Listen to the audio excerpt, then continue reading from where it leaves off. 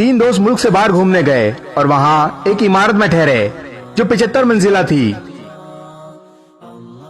उनको 75वीं मंजिल पर रूम मिला।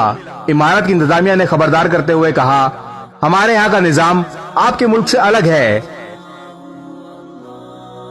यहाँ रात 10 बजे के बाद लिफ्ट बंद कर दी जाएगी। 10 बजे से पहले आना होगा, वरना आपको सीढ़ियों के जरिए रूम तक जाना होगा। पहले दिन तीनों दोस्त सैरो सियाहत के लिए निकले, मगर 10 बजे से पहले वापस लौट आए। दूसरे दिन वो लेट हो गए और 10 बजे के बाद इमारत में दाखिल हुए। लिफ्ट के दरवाजे बंद हो चुके थे। तीनों दोस्त सैर व तफरी के बाद वैसे ही थक चुके थे, पर रूम तक तो जाना ही था, तो तीनों ने मिलकर फैसला किया, ऐसे सीढ़ियां चढ़ते हुए तो हम थक जाएंगे। हम बारी बारी एक दूसरे को किस्से सुनाते हुए चलते हैं। 25 फ्लोर तक पहला दोस्त, 50 फ्लोर तक दूसरा दोस्त, 75 पर पहुंचने तक तीसरा दोस्त किस्सा सुनाएगा। पहले दोस्त ने कहा, मैं तुम्हें लतीफे और मजाया किस्से सुनाता हूँ। अब तीनों हंसते मजाक करते हुए चलते रहे और 25वें फ्लोर तक आ गए। दूसरे दोस्त ने कहा, अब मैं तुम्हें किस्से सुनाता हूँ, मगर मेरे किस्से संजीदा और हकीकत पर मबनी होंगे। वो संजीदा और हकीकी किस्से सुनते हुए 50वीं मंजिल तक पहुंच गए। तीसरे दोस्त ने कहा, अब मैं तुम लोगों को कुछ गमगीन और दुख भरे किस्से सुनाता हूँ, जिस पर सब मुत्तफिक हो गए।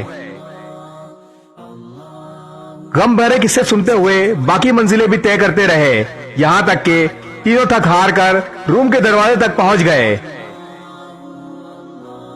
दरवाजे पर पहुंचकर तीसरे दोस्त ने कहा, मेरी जिंदगी का सबसे बड़ा गम भरा किस्सा यह है कि हम कमरे की चाबियां नीचे इस्तकबालिया पर ही छोड़ आए। ये सुनकर तीनों पर गशी तारी हो गई, मगर दोस्तों, कहानी के अंदर की कहानी अभी बाकी है। बात अभी मुकम्मल नहीं हुई।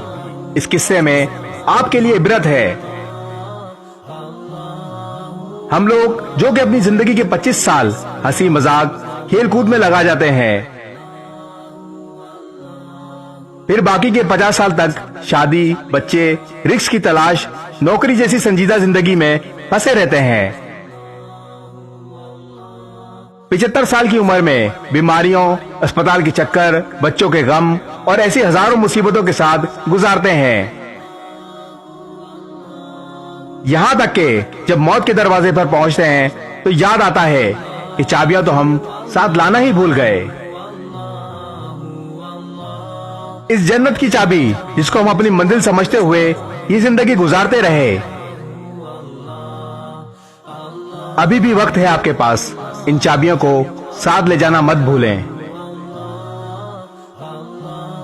इस वीडियो को शेयर जरूर करें। हो सकता है आपके एक शेयर से ये बात किसी के दिल में उतर जाए।